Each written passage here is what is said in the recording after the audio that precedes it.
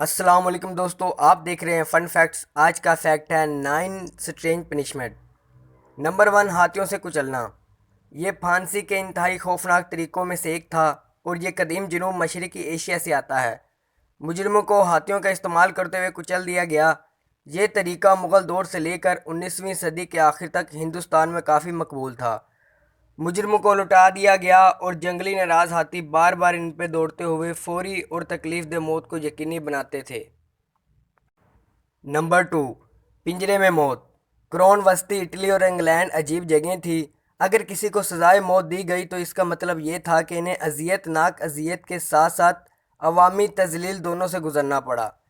مجرم کو لوہے کے پنجرے کے اندر کسی عوامی جگہ پر بغیر کپڑوں یا کھانے کے رکھا گیا اور بھوکا مر گیا۔ نمبر 3، ناک کاٹنا۔ قدیم مصری لوگوں کے ناک کاٹتے تھے اگر وہ ریاست کے قوانین کو توڑتے تھے۔ ایک بار سزا پوری ہونے کے بعد مجرموں کو غزہ کے قریب جیل شہر رنکورا بھیج دیا گیا۔ یہ ناکوں کے بغیر بدماشوں سے بھری ہوئی جگہ تھی۔ قدیم مصر میں کوئی بھی قانون سے بالا تر نہیں تھا اور کرپٹ سرکاری افسران کو بھی سزا دی جاتی تھی۔ نمبر 4، جانور کے ماسک اور توہین آمیز بیج۔ لوگ درمیانی دور میں مجرموں کی تہذیب اور تذلیل کرنا پسند کرتے تھے۔ بہترین عدم تشدد کی سزا مجرموں کو خوفناک جانوروں کے ماسک پہننے اور انہیں شہر کے گرد گھومنے پر مجبور کرنا تھا۔ ان خوفناک ماسک کے علاوہ مجرموں کو ذلت آمیز بیج دیے گئے جو انہیں پوری زندگی پہننا پڑے۔ بیجز نے اشارہ کیا کہ ان مجرموں پر دوبارہ کبھی بھی اعتماد نہیں کیا جائے گا۔ نمبر 5، مٹی گلورس مٹی۔ دم گھٹنے سے پھانسی دینا قدیم زمانے میں ایک بہت عام عمل تھا، تاہم قرون وسطی کے دور میں ایک بہت ہی عجیب قسم کی گھٹن کی تکنیک استعمال کی جاتی تھی جسے مٹی کہتے ہیں۔ مورخین ہمیں بتاتے ہیں کہ مجرم کو بدبودار مٹی سے بھرے گڑھے میں پھینک کر ہلاک کر دیا گیا۔ مجرم یا تو ڈوب کر یا تو دم گھٹنے سے مر گیا۔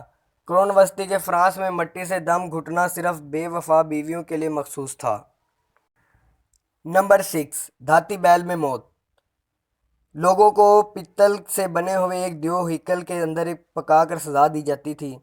مجرم کو دھاتی بیل کے اندر بند کر دیا گیا اور اس کے نیچے آگ جلائی گئی۔ اس نے آہستہ آہستہ انسان کو جلا دیا۔ وہاں سے گزرنے والے لوگ درندگی کے اس عمل سے لطف اندوز ہوتے تھے اور اسے کسی قسم کی تفریح سمجھتے تھے۔ نمبر 7، ٹکنگ یا ککنگ سٹول۔ 16ویں اور 17ویں انگلینڈ اور نیو انگلینڈ میں ککنگ پخانہ استعمال کیا جاتا تھا تاکہ خواتین کو غیر عورت کام کرنے کے الزام میں سزا دی جا سکے۔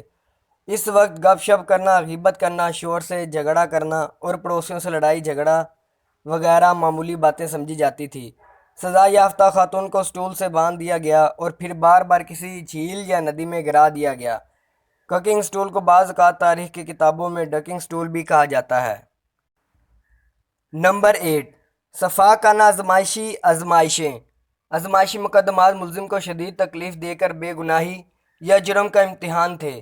اگر ملزمان تکلیف سے بچ گئے تو وہ بے گناہ تھے، اگر وہ نہیں تھے تو وہ مجرم تھے۔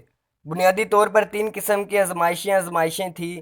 ایک تھا ٹھنڈا پانی، جہاں ملزم کو باندھ کر پانی میں پھینک دیا گیا۔ اس معاملے میں تیرنا جرم کی علامت تھا اور نیچے ڈوبنے کا مطلب تھا کہ آپ بے قصور ہیں۔ دوسرا گرم پانی تھا، جہاں ملزم کے جسم پر ابلتا پتھر ڈالا گیا۔ اگر زخم 3 دن کے اندر ٹھیک ہو جاتے ہیں تو اس کا مطلب ہے کہ آپ بے گناہ ہیں، اگر وہ نہیں کرتے تو اس کا مطلب یہ ہے کہ آپ مجرم ہیں۔ آخری ایک گرم لوہا تھا، جہاں ملزم کو اپنی بے گناہی ثابت کرنے کے لیے جلائے بغیر گرم لوہا تھامنا پڑا۔ Number 9، iron maiden. Iron maiden قرون وسطی کے زمانے میں یورپ میں ایک بہت مشہور آلہ تھا۔ یہ بنیادی طور پر ایک لوہے کی کابینہ کی طرح تھا جس کے اندر ایک سے زیادہ مہلک دھاتیں ہیں۔